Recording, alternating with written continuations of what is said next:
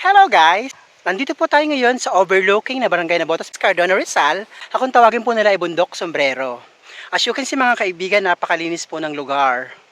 Napakaganda po. Pero nagulat lang po ako dahil nang pumunta po kami ngayong katanghalian ay may nakita po kaming konting mga basurang nagkalat.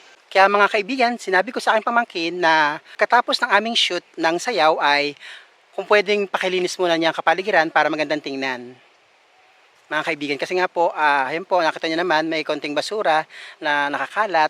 Kaya po, sabi ko pagkatapos namin ay pakilinis niya muna bago kami umalis. Kaya po, sabi ko sa pamangkin ko, damputin muna niya para nga maging magandang aming shoot ng konting dance, mga kaibigan. Ito po, pakita ko po sa inyo para makita nyo po na talaga pong medyo may konting basura po kami natagpuan dito. At kita ko po mga kaibigan, dadampot po na aking pamangkin ang mga basura nagkalat.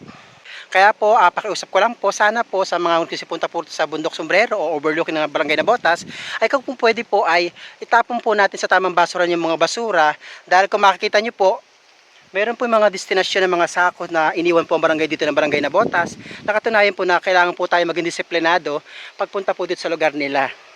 Ang alam ko po mga kaibigan ay ito po ay napalinis na ng sekretary sa mga street sweeper, pero sadya po talaga siguro yung pong karamihan na pupunta rito ay mga hindi ginagalang itong lugar, kaya po halos karamihan po ay basta tapo na lang po.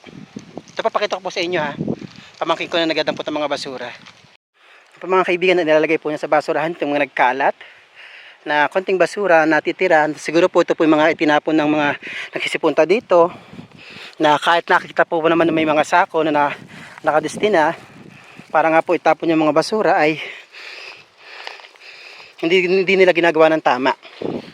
Kaya po pakiusap lang po sa mga nagsisipunta po rito sa napakagandang view dito po sa barangay na Botas, ay pakiusap lang po sa magsisipunta na kung maaari po sana ay maging maayos po tayo sa kalikasan. Kasi po, una po sa lahat, tayo rin po maapektuhan nito. Pangalawa po, syempre po, paano magiging magandang ating pupuntahan kung bukas pa ang ating mga mata ay hindi na maganda ating makakita kasi nga po ang nagkalat ng basura. Ayun po mga kaibigan, malinis na po.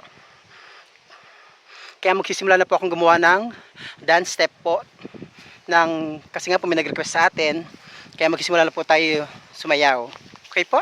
Pinakita ko lang po sa inyo para po malaman nyo na hindi po kami ang nagkalat dito sa Bundok Sombrero.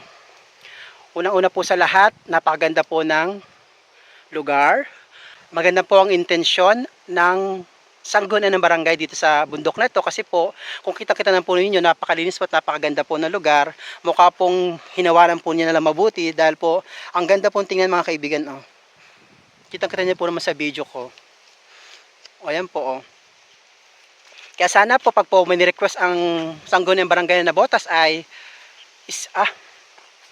kaya sana po makinig po tayo. Kung sa simpleng pakiusap po ng sanggunang barangay na Botas ay maging maimis po tayo at malinis po dito sa kanilang lugar kasi po talaga po napakaganda.